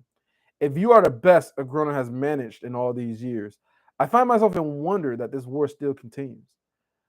These motherfuckers are so cocky, yo. Their arrogance knows no bounds, man. Varg did not bother with a retort, but flew out into the open sky, keeping well back from the solid ground. The dragon wasn't bothered, of course, lifting up and floating out into the dusty void after him. And as she did, I got a closer look at her face, her wound. Something was wrong with it. Already green tendrils, because they got that poison, man. Green tendrils were expanding outward from the scratch, discoloring the flesh around it. Moving with such sudden speed that I could not follow, she flashed across the space between them. Her long spear a blur in the air as she lashed out in several entwined strikes. The wraith didn't appear to fight. Oh, the wraith didn't attempt to fight, instead retreating and dodging so her strikes always just barely miss. Maybe what they're trying to do is they're trying to have the dragons cause as much damage as possible to get the people to hate the dragons and rebel. Because if the people survive this, they're going to see that they were mostly killed from the dragons' attacks and not the wraiths' attack. So that could be one thing that they're trying to do. Trying to like sow discord, you know? But in order for that to happen, these people got to survive and come back and like tell what happened. So I'm not sure. So the wraith didn't attempt to fight, instead retreating and dodging so that her strikes always just barely missed. The speed of their conflict kicked up a wind that pushed back the dust, and I squinted down at the cloud's edge. Beneath them, nothing more than a silhouette. A second figure waited, hidden. Okay, so ambush? The boy whimpered in my arms, and I shrank down and held him tight, my attention locked on the fight unfolding before me. Each of the dragon's attacks came faster than the last, lines of silver light following each movement. The pillars of dark ice formed to deflect the blows or cut off her movement, or her momentum. But Varg was beginning to appear strained, his face a mask of dire concentration. There was another tremor, and with a jolt of fear, I hurried up the road, picking my way through the wreckage. I didn't dare to look back to see if the elders were still lying in the dirt beside their cart. My vision wavered, and my joints seared with every movement I made, the boy's weight only adding to the pain. I cut on my side, and I didn't remember receiving blood. Wait, I didn't remember. Wait, a cut on my side I didn't remember receiving bled. It should be a comma right there. Bled freely, while the agonizing pain of my hand helped to blunt the pain from the rest of my injuries.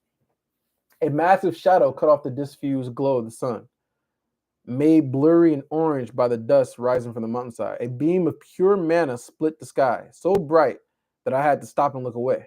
By the time I could start moving again, the black dragon was wheeling away again. 5 figures darting around it. Oh shit, so the other ones are fighting. They're just teaming up to fight the one dragon. He's probably the strongest dragon. Spells striking with clockwork coordination. Cart after cart had been left empty and abandoned. Some manabees lay dead. Others had ripped free of their fittings and fled. Scattered throughout the devastation were dozens of bodies. I quickly searched each one, looking for any survivors, but only finding corpse after corpse. One, just one, I muttered to myself. My searching became more and more desperate. Then, as my shadow crossed over the face of an armored woman, her eyes blinked open and she stared up at me. I gasped, reaching out a hand, only to pull back when I saw the stake protruding from the side of her armor, the wood having hit her with enough force to twist steel. Shit. Setting down the silent child, I took hold of the stake. This is going to, I jerked upward, unsure if the strength of my wounded hand would be enough. Hurt. The woman gasped with sudden pain, but the piece of wood pulled free. I tossed it aside, then conjured a spell to clean the wound of dirt and slivers. Withdrawing clean bandages from my dimension artifact, I did my best to stop the bleeding, then stepped back. By then, the child was beginning to whimper. And although my body screamed in protest, I picked him back up. The woman groaned as she stood, then conjured stone around the damaged section of her armor. Thank you. Of course, I'm just glad. Bruh, if she gets killed, yo, she just saved this woman. If she gets killed the second later, this shit is that's just being cruel, man. Of course, I'm just glad a sudden sonic burst popped my right ear and I wobbled, unbalanced. The child let out a cry, and the adventurer beside me winced and clutched the rock covering wound. And clutched the rock covering wound. Glancing out over the dusty void, I saw only the white armor of Sora.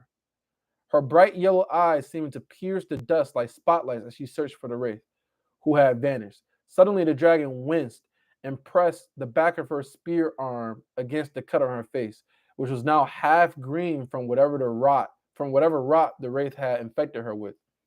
In that moment, Varg dove out of the dust, one blade cutting down from his right, the other thrusting up from the left.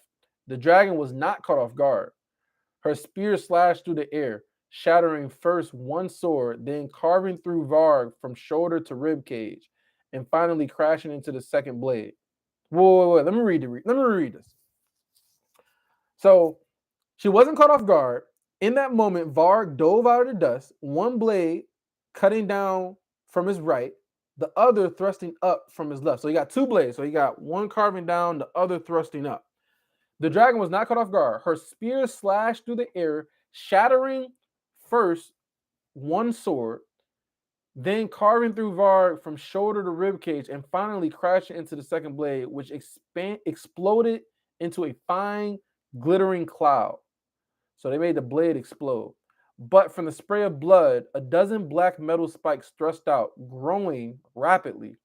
Most impacted harmlessly against the dragon's shield, and the ones glanced off the side of her helmet. Another, however, pierced the inside of her spear arm, pushing through and out the other side, then expanding yet further so that in the blink of an eye, the arm was ripped free and sent spiraling. Holy shit. With her spear down into the unseen depths below, the dragon spun away from the attack. her shield sweeping like a blade, unleashing a crescent of white light, which carved into the dust in a circle around her. I fell to my knees. The boy slamming into the cliff face and carving the wait.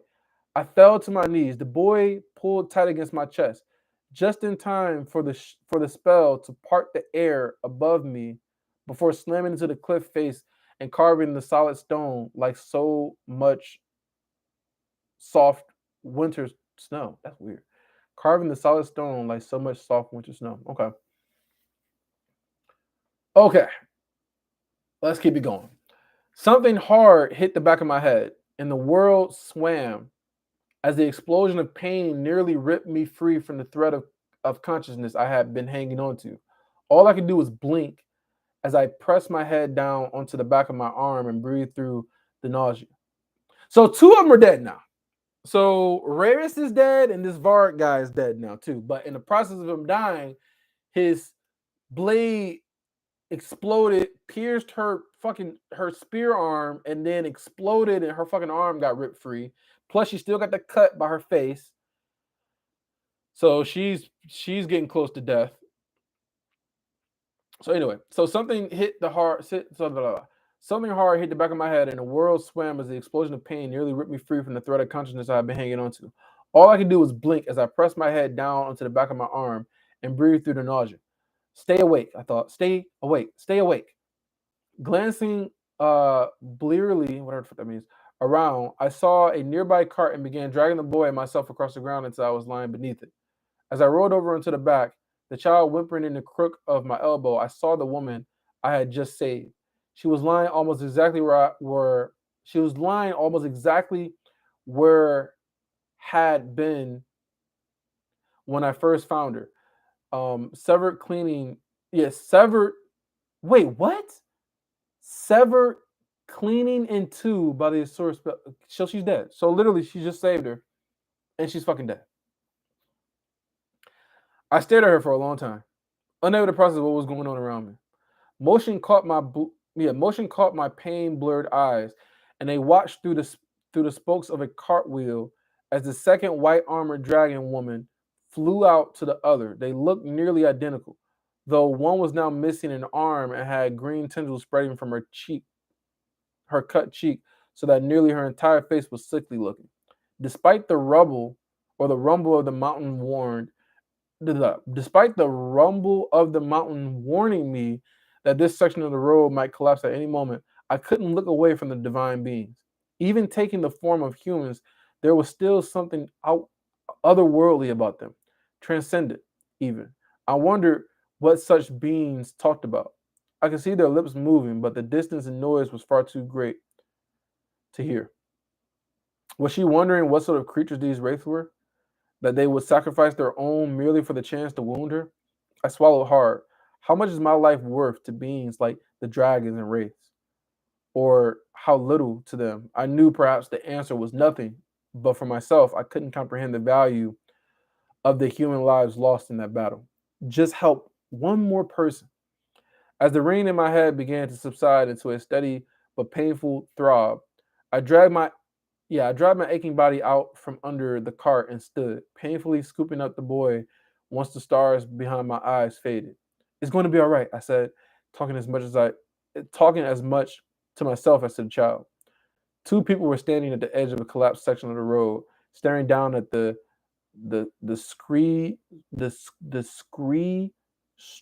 strewn hole, whatever the fuck that's supposed to mean, that had earlier been passable ground. They both jumped when they heard me scrambling out from under the cart, and the man spun and pointed the tip of the sword at me. The path's falling down, I said, my tongue feeling numb and drunken. I gave a little shake of my head, which I instantly regretted when a lightning bolt of pain struck out from the knot growing on the back of my skull. Sorry, that's a bit obvious, isn't it? Lady Helstia, the man said, lowering his sword. By the abyss, everyone is, there's no time, I cut in. Sobering as I thought of Jared and the adventurer I had helped only to see her cut down again. You have to climb. Shimmy along the cliffside, there. That rim of ground should hold, but grab onto the wall too. The woman pulled a bundle in her arms up to her chest, and it squirmed and gave a small cry. A baby, I realized. She was carrying a baby. Holy shit.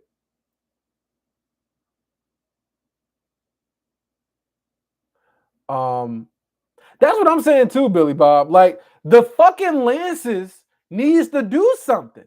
Like they Arthur trained them. They got rid of the limiters on their core.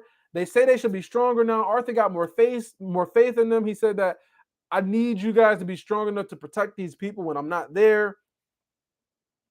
I thought the Lancers was going to show up when Oludari or whatever had showed up, and the race had fought him with with Ceres protecting the Alacrians. I thought they was going to show up then. They didn't. So it'd be cool as shit if they showed up now. Like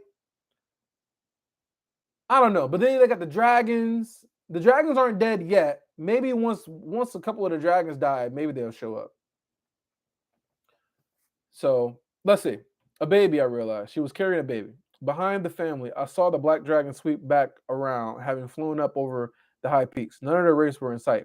I glanced at the boy in my arms, his eyes unfocused, his mouth open, with a bit of drool dribbling down as he regarded me nervously. Down then, I said. I struggled to channel mana through the fog, still muddying my thoughts, and had to set the child down to focus. After a moment, a wave condensed out of the air to hammer into the cart I had hidden under. Already half broken, the bed of the cart rolled off his axle, coming to rest at the very edges of the road. Go on, get in. What? The man asked, his face pale. You can't expect. We'll be crushed to pace. The mountain quaked yet again, and high above, a peak collapsed as a stray spell lanced through it. You won't, I assured him. But if you don't get out of here, this mountain might come down on all of us. Not waiting for a reply, I knelt beside the now isolated cart bed, gently pulling the boy with me. Without his wheels and harness, the vehicle looked not unlike a small raft. Focusing on a point where the road had collapsed, I felt for the distant atmospheric mana trapped within the stone. There wasn't enough by itself, but with the help of a competent water attribute conjurer, slowly at first, then faster, water began bubbling up from the cracks in the stone. Soon it was gushing. Then finally the stone broke open, releasing a flood that ran down the steep ramp created by the rock slide like a rushing river. Tentacle-like protrusions reached out from the water and wrapped around the cart. I met the woman's eye, then looked pointedly at the squirming bundle in her arms. I can control the flow until you reach a safe place below, but only if you go now. She gazed at her baby for a few very long seconds, her face pale as death, then took a step toward the broken cart. The man grabbed her arm, and she leaned forward and rested her head against his chest. What other choice do we have? He stared at me with raw, bloodshot eyes. Please, don't let us die. Don't let our baby. I nodded, all my concentration on the huge quantity of water I was attempting to control. The couple finally got up from the cart, sitting on the floor and wedging themselves between the two benches, their arms around each other and their precious cargo. Man, this is crazy. But I mean, you got to be proud though. She's doing everything that she can to save as many people as possible. God, my neck hurts. And I need you to watch after this little one, I said, lifting the boy with my good arm, while my ruined hand stretched out in front of me to help focus the spell.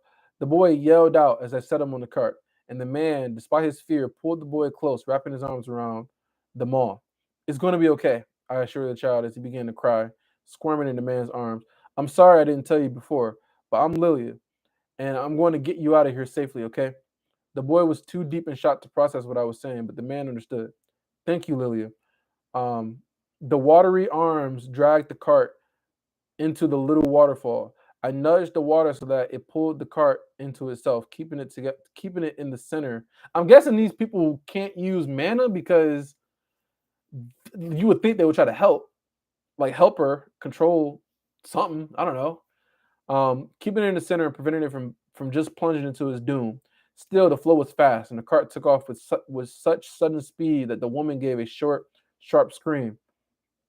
The cart wobbled, catching air and being pulled off course, but I held it in position with the flowing water itself. So the makeshift raft was carried rapidly but controlled down the steep slope. In an instant, they vanished into the dust, which was so thick now that I couldn't see more than 30 feet down the mountainside. The battle, which had for a few moments calmed, erupted again in a wave of black fire that sprawled through the sky above. I couldn't be sure where it was coming from, or who the target was. An instant later, there was a countering flash as the black dragon swept down from nowhere, unleashing a deadly breath of silver flames. Light and darkness danced against each other, swallowing up the sky. Closing my eyes, I put all my mind and energy into the water itself, feeling its course, keeping the raft tucked into it. Somewhere below, a fireball impacted the mountainside. I felt the river buck as the couple's screams drifted up out of the valley.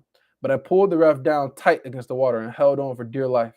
After a few seconds, the water began to slow and spread out. That was the that was the edge of my strength, and with a gasp, I released the spell. Instantly, the river slowed to a trickle.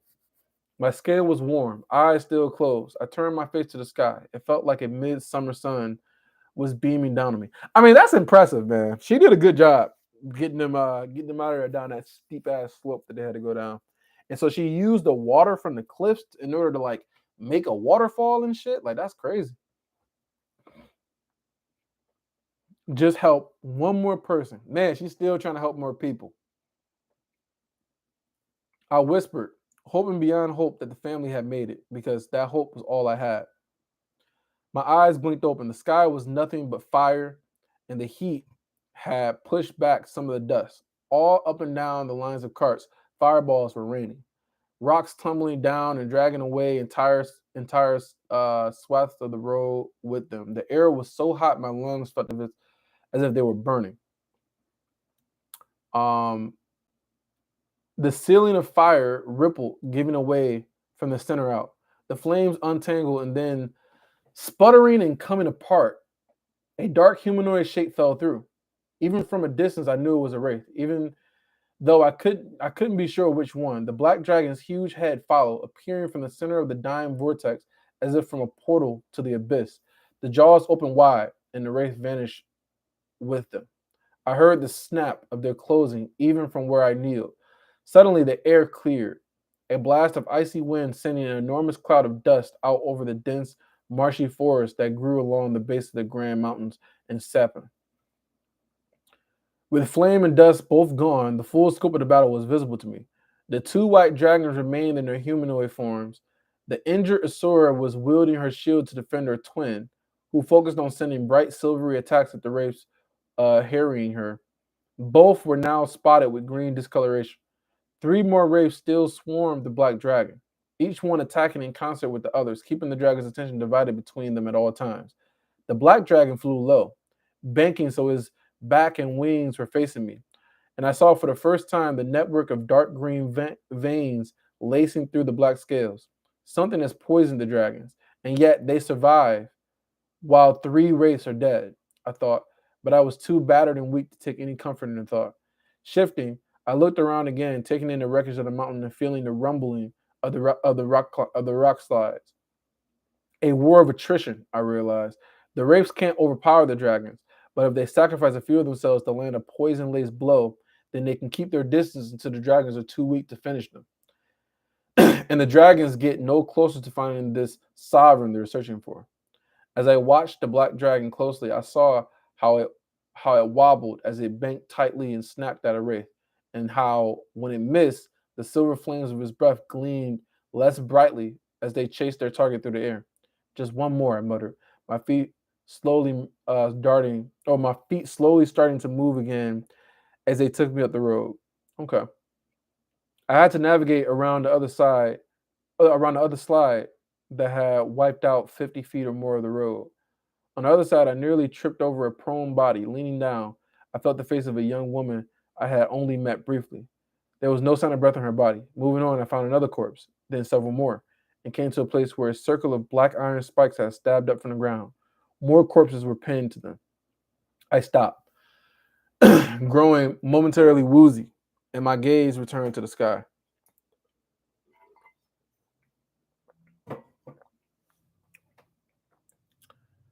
Spell after spell shattered against the black dragon's scales as it chased after the race, unleashing its deadly breath at intervals. The two Asuran twins seemed to be arguing, but as I watched, they suddenly separated. The wounded Asura pulled away from the other and flew toward where I had stopped. At the same time, her twin lunged at Prahata, the long spear thrusting with blurring speed. A beam of pure mana erupted from the spear's head, carving through the air just past Prahata's horns. One of the wraiths broke off and followed the wounded dragon. A dark cyclone was blowing around the wraith, and from it issued missile after missile of ash gray mana, each one pelting the Asura's back with a low hum. She spun to face him, catching the last few missiles with her shield. The cyclone grew, and as it did, more and more missiles poured from it, dozens at a time. Through the nimbus of swirling magic that was now crashing into her from every direction, I saw the dragon lift her shield. It was glowing brightly and getting brighter with every attack it blocked. Feeling a sudden knife of panic in my ribs, I dropped to the ground, closed my eyes, and shielded my head. Even so, the flash that followed nearly blinded me, burning right through my eyelids, peeking out from under my elbows.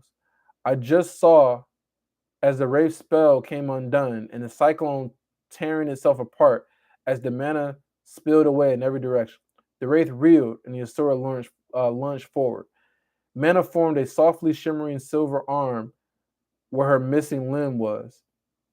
This conjured fist wrapped around the stunned wraith's throat and erupted into red gore, spinning and hurling the wraith back against the cliffs, her body cratering stone and triggering yet more collapses all along the road.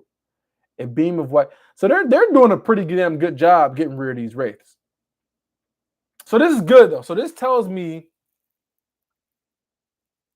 that these dragons are actually like your regular trained dragon is definitely stronger than a couple wraiths. Like, in order for them to kill 3 dragons, they need like 9 wraiths or even more than that. So that means that like they need probably about 3 or 4 wraiths just to kill 1 dragon. That's what I'm thinking. And if they got 3 dragons, then they're going to need about 12 wraiths in order to kill all 3, and they only got 9. And plus, some of them are injured from the last fight. So that would make more sense to why the dragons are winning. But they've only killed, it looks like 3 of them now out of the 9. So they got 6 left. But then how much longer can they last? Huh. Okay. So yeah, these dragons are a lot stronger than I thought. That's what this tells me.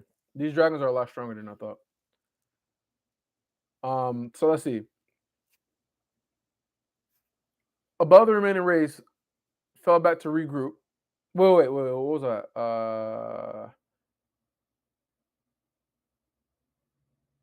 Spinning, she hurled the wraith back against the cliffs, her body catering stone and triggering yet more collapses along the road.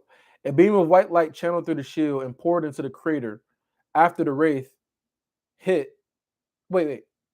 Poured into the crater after the wraith until all hint of his lingering menace were snuffed out.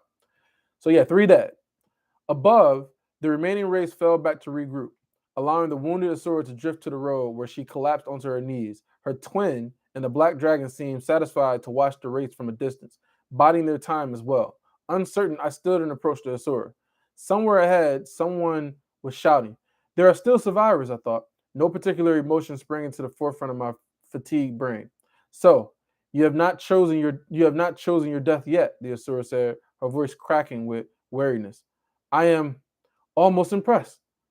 No one here chose death, I said through clenched teeth, my lips curling back into a grimace. To say otherwise is an insult to all those who survived the hellish war only to become collateral damage here today. Biting my tongue, I took a deep breath to steady myself before continuing. Was it worth it? Have you even found what you wanted? Letting out a pained moan, the dragon forced herself to stand. She was a full head taller than me. Her bright yellow eyes seemed to burn right through my core as she looked down on me. The fate of worlds outweighed the lives of a couple hundred lessers. She cocked her head, turning to look westward over the steep incline to where her companions were hovering between us in a race, or even 3 dragons. The fate of worlds outweighed the lives of a couple hundred lessers, or even 3 dragons. And that's where it ends. Okay. So I wonder if there's gonna be a part 3 that we're gonna get in the next chapter. Because it seems like this is not over yet. So amongst the fallen, hopefully we get like a part 3. But I'm kind of liking this though. Man, Lilia, man, she's definitely come a long way. She's determined. She's got she's got enough skill to try to help people survive and shit. Um, she did good. She did really good this chapter, I think. Saving lives, but even though they end up getting killed, she saved the little boy, and then the couple with the baby. She was able to control all that water in order to get them down safe. Hopefully, they survived. So yeah, so yeah, Lilia, she did good this chapter. I think. I think she did really good. Um, but yeah, I'm hoping that we get a part 3 next chapter. I didn't know what to expect, but I'm actually kind of surprised that the Wraith showed up. Lilia did all the shit that she had did, and then the 3 dragons showed up. The dragons proved that they're a lot stronger than I thought. I thought that. I mean, I knew that it would take a team of Wraiths to kill a dragon, but seeing how easily they kill Aladari, I was like, okay, maybe. So this just tells me that the Sovereigns are actually a lot weaker than I thought. So one Sovereign isn't as strong as a trained dragon. Not even close, I don't think. So yeah, because they like the 4 of them easily dispatched Aladari. So or Aladari, whatever the fuck you want to call him. But yeah, so this kind of gives me my rankings or whatever. It kind of makes me put the regular base dragons a little bit higher than where I got them. Because I think I got these regular dragons. Let me see. Yeah, so I got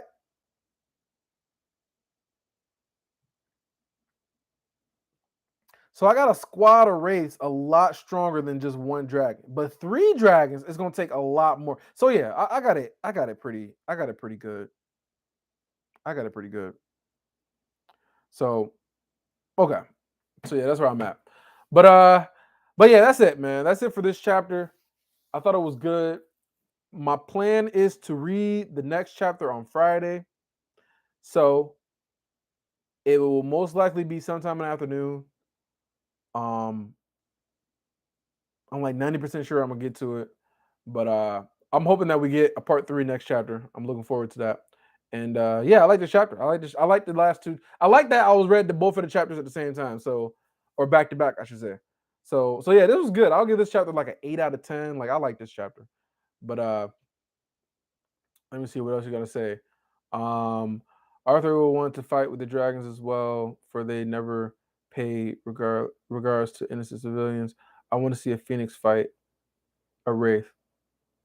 Yeah, I wouldn't mind seeing the Phoenixes fight, but I mean, I think we're a long ways away from like seeing the Asuras fight against, because all there are, because there's only dragons down there. There's not any like pantheons. There's no phoenixes. There's no other different clans.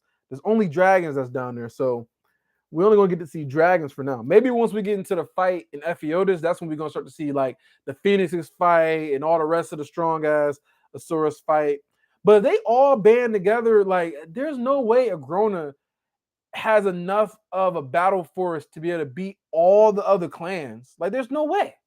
So I'm not sure how they're going to do that. I'm not sure if like Agrona takes over Ephiodus, they're going to be like, all right, you beat Kezes, so we're going to follow your lead now. Like, I'm not sure how they're going to do that, but we'll see though. But hopefully the Lances do something. I just really hope, because right now, listen, right now I got the Lances. Where they at? Byron and Micah and Veray, they're all still like under Scythe level. Like they haven't proven that they're any stronger. So like, and we know that the Wraiths are stronger than the Scythes, or at least as strong. They're either as strong as the Scythes, or they're like a little bit, like maybe the leader of the group is a little bit stronger than the Scythes. So they're at least like in that tier. So like the Lances haven't proven that they can even beat a Scythe. So they need to do a lot more. But they got potential though. Their potential can be a lot higher. I can see them getting as strong as like I can see them getting as strong as like Cadell. I can see them. I can see them getting as strong as Cadell. But we gotta see. We gotta see. But that's it, man. I appreciate y'all joining in. Stay tuned for the next chapter tomorrow. I should get it live for that chapter tomorrow. And I'll check you guys out in the next video. And there's definitely gonna be another video. And I'm still working on the list. But anyway, it was fun. Peace out, y'all.